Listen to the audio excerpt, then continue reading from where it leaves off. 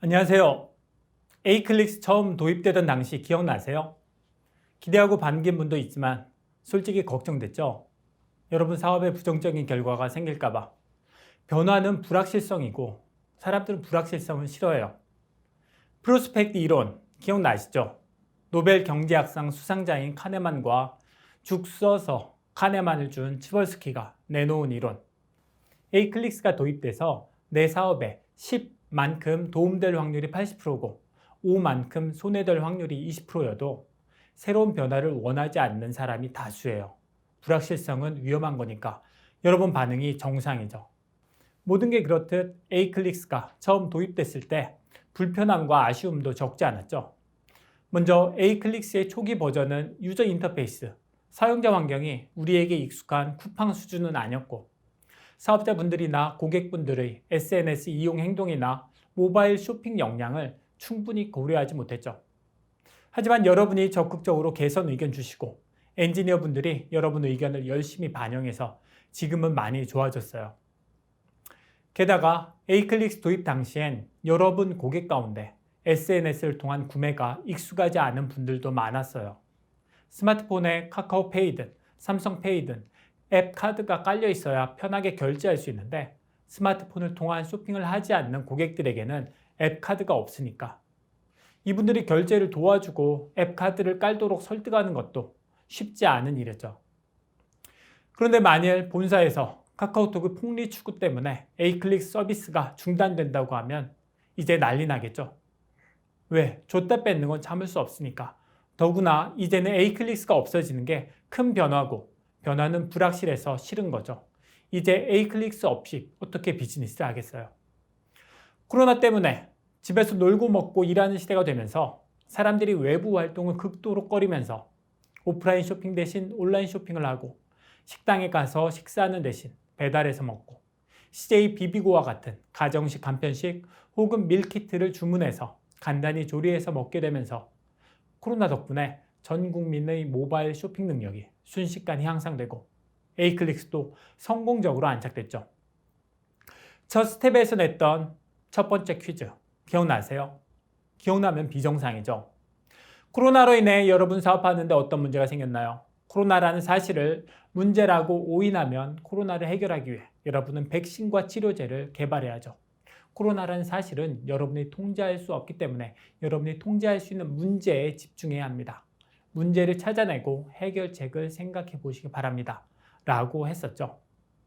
코로나로 인해 여러분 홈미팅을 비롯한 오프라인 모임이 어려워진 문제가 생긴 건 맞지만 그 결과 여러분 비즈니스가 약화됐나요?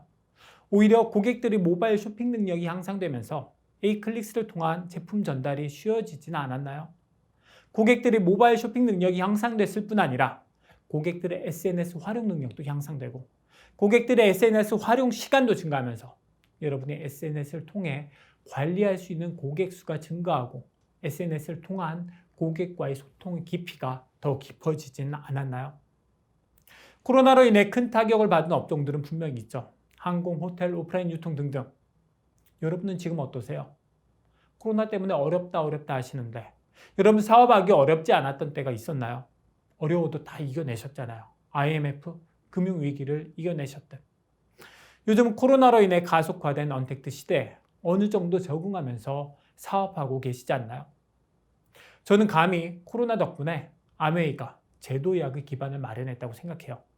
아메이 전통적 고객층인 3, 4인 가구는 감소하고 아메이가 충분히 공략하지 못하던 1, 2인 가구 중심으로 우리나라 가구가 재편되고 아메이의 주 고객층과 리더분들이 점점 나이 들어가는 상황에서 MZ세대를 비롯한 젊은 고객과 사업자 유입이 속도를 내지 못하고 있었잖아요. 성공하신 리더분들은 굳이 새로운 사람을 공략할 필요가 크지 않았고 신규 사업자분들은 새로운 시장을 공략할 능력이 부족한 상황에서 아메이의 지속 가능성은 심각한 위기였는데 이를 타개하기 위한 노력의 일환으로 도입된 에이클릭스가 코로나 덕분에 여러분과 고객에게 빠르게 수용된 거죠. 그 결과 MZ세대를 비롯한 젊은 고객과 사업자 공략이 가능해지고 1, 2인 가구 공략이 가능해진 거 아닌가요? 코로나 아니었으면 에이클릭스가 실패했을 수도 있어요. 왜냐? 여러분의 에이클릭스를 적극적으로 도입할 필요를 못 느껴서 외면하면 A클릭스는 실패하는 거죠. 그런데 천우신조죠. 배수정 사장님이나 이미애 부사장님이 코로나를 예측한 점쟁이도 아닌데 공교롭게 시기가 맞아 떨어진 거죠. 이런 게 바로 리더의 능력이고 리더의 운이죠. 그래서 전 코로나 덕분에 대박난 기업들 위에 앞으로 대박날 기업 하나를 추가하고 싶어요.